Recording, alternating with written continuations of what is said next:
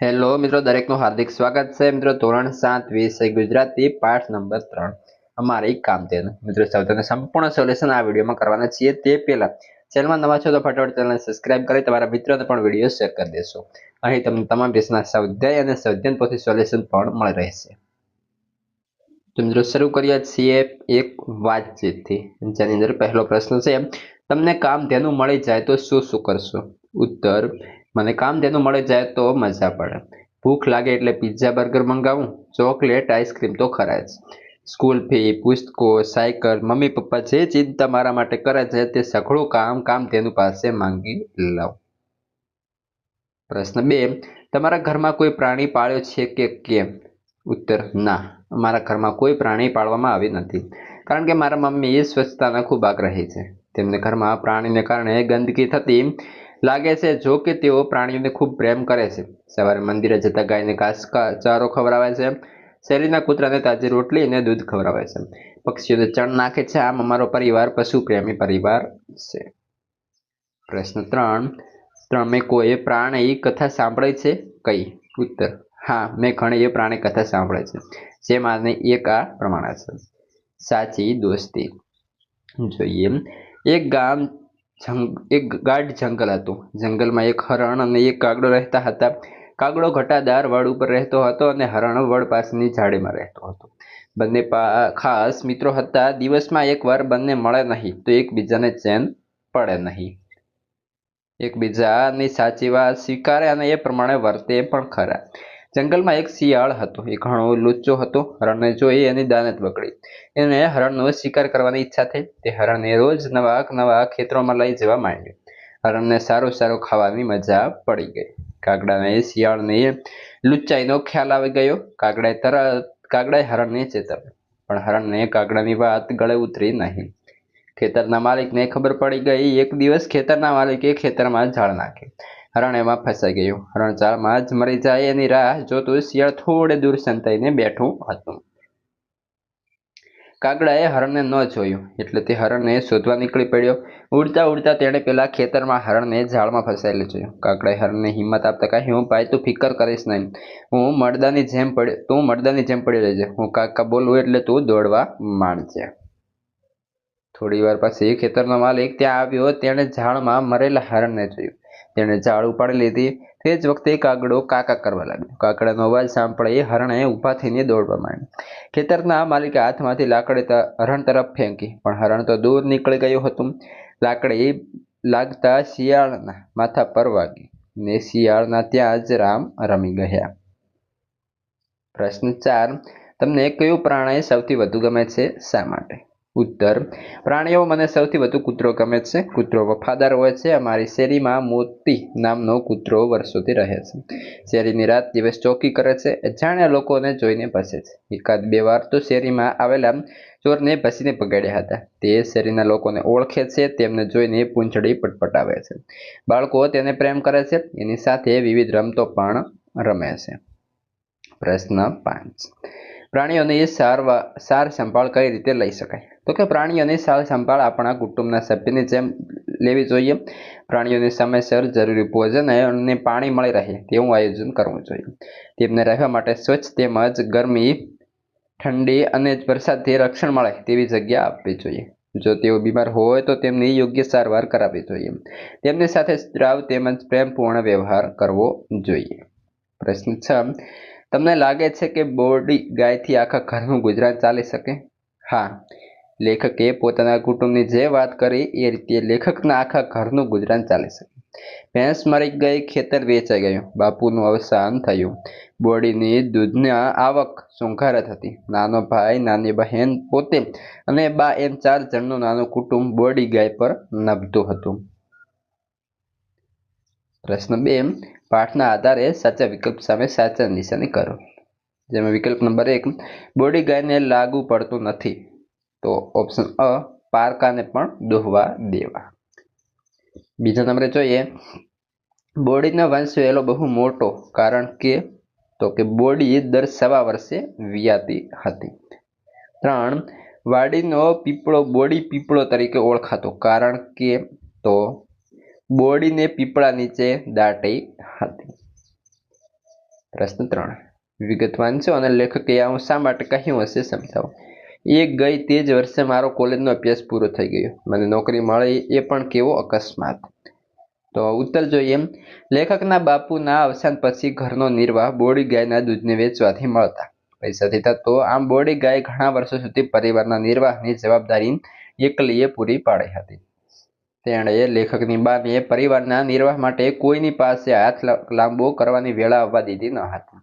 અને જ્યારે એ બોડી ગાય મૃત્યુ પામી ત્યાં સુધી તો લેખકનો અભ્યાસ પૂર્ણ થઈ ગયો હતો, તેમને નોકરી મળી ગઈ હતી. આમ બોડી અંગે લેખકે ઉપરોક્ત વાક્ય કહ્યું હશે. પ્રશ્ન 9 જાનવરને મમતા આપો પછી જુઓ એ શું નથી આપતા.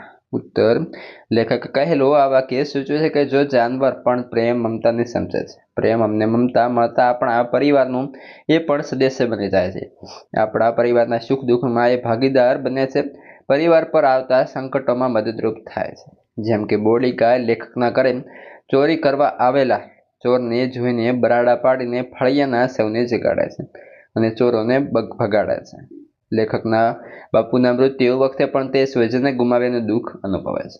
પ્રશ્ન 4 આપેલા જાહેરાતને આધારે પૂછેલા પ્રશ્નોના ઉત્તર લખો. બીજા 2 પ્રશ્નો બનાવી તેના ઉત્તર લખો. તો મિત્રો આ જે છે જાહેરાત છે મેઘધનુષ્ય ડેરી પાર્લર પ્રોફેસર સુભાષભાઈ દૂધવાળા ચલાવે છે. પ્રશ્ન 1 છે જેની અંદર તમારે માવો લેવો હોય તો કોનો સંપર્ક કરશો. ઉત્તર અમારે માવો લેવો હોય તો સુભાષભાઈ દૂધવાળાનો સંપર્ક કરવાથી તેઓ સુભાષભાઈ માવાવાળા પાસેથી માવો મંગાવી આપશે. પ્રશ્ન 2 મેઘધનુષ્ય ડેરી પાર્લર કેટલા વર્ષથી કાર્યરત છે. મેઘધનુષ્ય ડેરી પાર્લર છેલ્લા 25 વર્ષથી કાર્યરત છે. પ્રશ્ન 3 મેઘધનુષ્ય ડેરી પાર્લર મહિનામાં કેટલા દિવસ બંધ રહે છે. મેઘધનુષ્ય ડેરી પાર્લર મહિનામાં એક જ દિવસ અમાસના દિવસે બંધ રહે છે. પ્રશ્ન 4 આ ડેરીમાં કઈ કઈ વસ્તુઓ મળતી હશે. આ ડેરીમાં દૂધમાંથી બનતી તમામ માવા સિવાયની તાજી વાનગીઓ મળતી હશે. પ્રશ્ન 5 મેઘધનુષ્ય ડેરી ક્યાં આવેલી છે. તો મેઘધનુષ્ય ડેરી નવા નરોડા અમદાવાદ ખાતે ઓમેનિયમ કોમ્પ્લેક્સમાં આવેલી છે. પ્રશ્ન 6 ડેરીમાં વિશેષ વળતર ક્યારે આપવામાં આવે છે. ડેરીમાં વિશેષ વળતર ધાર્મિક પ્રસંગે આપવામાં આવે છે. પ્રશ્ન 5 વિકલ્પમાંથી શબ્દનો અર્થ ધારો, બોક્સ કરો અને શબ્દવાળો વાક્ય પાઠમાંથી શોધીને લખો અને કરો. તો પહેલું છે શેર. તો મિત્રો ત્યાં નહીં આપણે ધાર ઉપર બોક્સ કરવાનો રહેશે. ત્યારબાદ છે વાક્ય નાનો છોકરો આંચળમાં હાથ નાખી ખેંચે ને દૂધની શેર કાઢે તોય કશું ન કરે. 2 લાયણી. તો આપણે વેચાણ ઉપર કોષ્ટક કરવાનું રહેશે. વાક્ય બનશે એના દૂધની લાયણીના મહિને 25 રૂપિયા આવતા. 3 પેટીયો. તો ગુજરાત ઉપર આપણે જે છે કોષ્ટક કરવાનું રહેશે.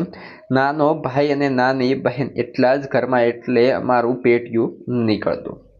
પ્રશ્ન 6 લીટી દોરેલા શબ્દ સમૂહની જગ્યાએ એક શબ્દ મૂકી વાક્ય ફરીથી લખો. પહેલો છે મને તાજું ફીણવાળું દૂધ ખૂબ ગમે છે. તો વાક્ય મને શેડ કઢું દૂધ ખૂબ ભાવે છે. પ્રશ્ન 2 મારા મિત્રને ઘેર જ્યારે જોઈએ ત્યારે દૂધ આપનારી ગાય છે. મારા મિત્રને ઘેર કામધેનુ છે. પ્રશ્ન 3 રામજીભાઈ એમની ભેંસની દરરોજ માલિશ કરે છે. વાક્ય રામજીભાઈ એમની ભેંસને દરરોજ ખરેરો કરે છે. જોઈએ પ્રશ્ન 7 ઉદાહરણ અનુસાર બીજા શબ્દ પાઠમાંથી શોધીને લખો. ઉદાહરણ વેળા તો કવેળા, નિયમિત તો અનિયમિત, ચોખ્ખું તો ગંદુ. લખીએ આગળ. સુખ તો દુઃખ, હયાત તો મૃત, સ્થિર તો અસ્થિર, પાપ તો પુણ્ય. પ્રશ્ન 8 યોગ્ય શબ્દ પસંદ કરી ખાલી જગ્યા પૂરો. કેટલાય, ગાઢું, બોડી, ગરીબડા, શ્રદ્ધાળુ, સારા, નરસા. તો જોઈએ પહેલો છે બોડી ગાય ગરીબડા સ્વભાવની હતી. તેનું ગાઢું દૂધ અમે પીતા. શ્રદ્ધાળુ લોકો સારા નરસા પ્રસંગે બોડીનું છાણ લેવા આવતા. એકવાર બોડીને જાનવર કરડ્યું. બાએ કેટલાય ઉપાયો કર્યા.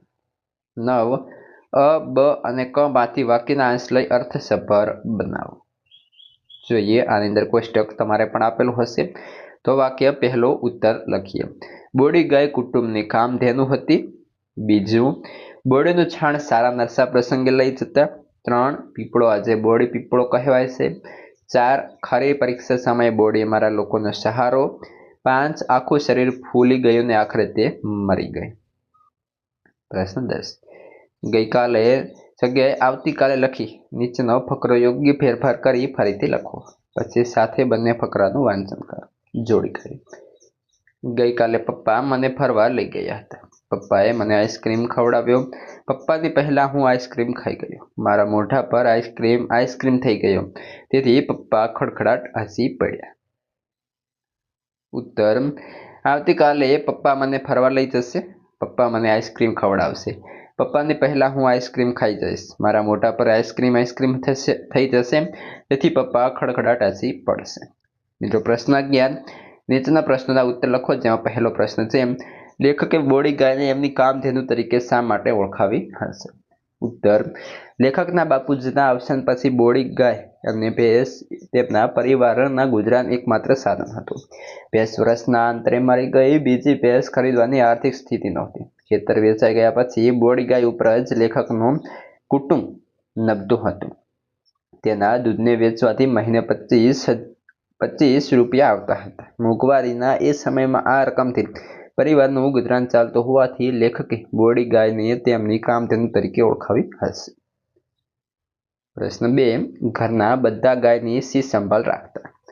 ઉત્તર. ઘરના બધા બોડી ગાયની સ્વજનની જેમ ચાહતા. સૌ તેને લાડ કરતા અને તેઓ દરરોજ ખરેરા કરતા. તેને ખાસ લીલું ઘાસ ને સારી રીતે ફરેલો બાફણાનો ટોપલો ખાવા માટે આપતા. ગાયને નિયમિત નવડાવીને ચોખ્ખી રાખતા. ગાયને આમે ચોખ્ખાઈ જ ગમે છે. બાળકો તેની સાથે રમે છે. લીલી ચાર પોતાના હાથે નાખીને ખવડાવે છે. પ્રશ્ન 3. બોડી ગાયને સ્વચ્છતા ગમતી એવું તમે શા પરથી કહી શકો? ઉત્તર. તો કે બોડી ગાય પોતાના પીઠ, પગ વગેરેને જીભથી ચાટીને ચોખ્ખા રાખે છે. તે ગમે ત્યાં ગંદી જગ્યાએ બેસતી નથી. તે કદીએ ગંદુ ખાતી નથી. તે પોતાના વાછરડાને પણ ચાટીને ચોખ્ખા રાખે છે. આ પરથી કહી શકાય કે બોડી ગાયને સ્વચ્છતા ગમે છે. પ્રશ્ન 4. બોડી ગાય આખા ગામની લાડકી હશે એમ શા પરથી કહી શકાય? ઉત્તર. જેની અંદર કહ્યું છે, બોડી ગાયને ગામના લોકો બહુ માન આપે છે. બોડી ગાય ગોવાળમાં જાય ત્યારે શ્રદ્ધાળુ લોકો તેમના માથે હાથ મૂકી આંચકા લે. વાર તહેવારે સ્ત્રીઓ અને કુમારીઓ તેનું પૂજન કરે. સંક્રાંતિના દિવસે લોકો તેને ઘૂઘરી ખવડાવે. સારા નરસા પ્રસંગે લોકો બોડી ગાયના છાણ મૂત્ર લઈ જાય. આ પરથી કહી શકાય કે બોડી ગાય આખા ગામની લાડકી હશે. પ્રશ્ન 12. મુદ્દાઓનો ઉપયોગ કરી મારું પ્રિય ઝાડ વિશે લખો. તો લખીએ મારું પ્રિય ઝાડ. વડ મારું પ્રિય ઝાડ છે. એને વટવૃક્ષ પણ કહે છે. એ ગમે છે એનું એક કારણ છે આપણા હિન્દુ ધર્મમાં આસ્થાનું પ્રતીક છે. એ આપણો રાષ્ટ્રીય વૃક્ષ છે. વડને શિવનું સ્વરૂપ માનવામાં આવે છે. બ્રહ્મા, વિષ્ણુ અને મહેશની ત્રિમૂર્તિની જેમ વડ પીપળનો બીલીનો મહિમા છે. વડની ડાળીઓમાંથી વડવાઈઓ નીકળે લટકે છે. વડવાઈ પકડીને હિંચકા ખાવાની મજા પડે છે. વડના ઝાડ પર પંખીઓ માળા બાંધે છે. વડની છાયા શીતળ હોય છે. એમાં પશુ પંખી વટે માર્ગોને થાકેલા વ્યક્તિઓ આરામને શાંતિ મેળવે છે. એના ફળને ટેટા કહે છે. તે નાના અને લાલ રંગના હોય છે. વડના પત્તા, ડાળીઓ કે કળીઓને તોડવાથી દૂધ જેવો રસ નીકળે છે. તે રસ દવામાં વપરાય છે. વૃક્ષોમાં વડ રાજા છે. પ્રશ્ન 13. મોટેથી વાંચો, સમજો, પછી ગુજરાતીમાં અર્થ કહો. The cow is a domestic animal. It is found worldwide in various sizes, shapes and colors. The cow is gentle and friendly animal. The cow's milk is a rich sources of high quality. તો તેને સમજીએ. તો કે ગાય પાલતુ પ્રાણી છે. તે વિવિધ આકાર, કદ અને રંગમાં વિશ્વભરમાં જોવા મળે છે. ગાય એ પ્રેમાળ અને મળતળાવળું પ્રાણી છે. ગાયનું દૂધ ઊંચી ગુણવત્તાવાળું છે. મિત્રો આ હતું સંપૂર્ણ સોલ્યુશન. હવે આગળના પાઠનું સોલ્યુશન અને અન્ય વિષયના સ્વાધ્યાય સોલ્યુશન અને સ્વાધ્યાય પોથી સોલ્યુશન આપણે ચેનલ પર મળી રહેશે.